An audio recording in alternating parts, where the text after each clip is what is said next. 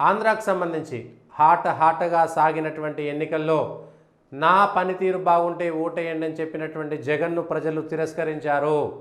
Chandrababu Naidu, Bharatiya Janata party, అట్లనే జనసేన మూడు కలిసినటువంటి కూటమి ఎన్డీఏ అక్కడ ఘన విజయం సాధిస్తున్నది, ఆ దిశగా వెళ్తున్నది.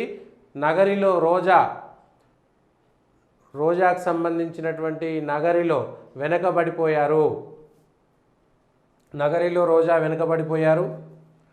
ఇక్కడ ఓవరాల్గా ఆంధ్రప్రదేశ్కు సంబంధించినటువంటి ఓట్ షేర్ కూడా 175 స్థానాలలో 130 స్థానాలు టీడీపీ ఉంది. వైఎస్ఆర్సీపీ 19, జనసేన 19, బీజేపీ 7. అంటే ఇక్కడ ఈ 130తో పాటు ఈ 19, 7 కూడా 26, ఈ 130 156 స్థానాలు ఎన్డీఏ కూటమికి వస్తున్నట్టు లెక్క. కలిసి పోటీ చేసినాయి. 10 స్థానాల్లో పోటీ చేసిన బీజేపీ 7లలో, జనసేన 21 స్థానాల్లో పోటీ చేస్తే 19, మిగిలినటువంటి స్థానాల్లో పోటీ చేసిన టీడీపీ 130 స్థానాల్లో విజయం సాధించబోతున్నది. క్రితంసారి జగన్కు ఎట్లయితే ఏకపక్ష విజయం వచ్చిందో, one sided land slide victory వచ్చిందో, ఈసారి కూడా కూటమికే వచ్చింది.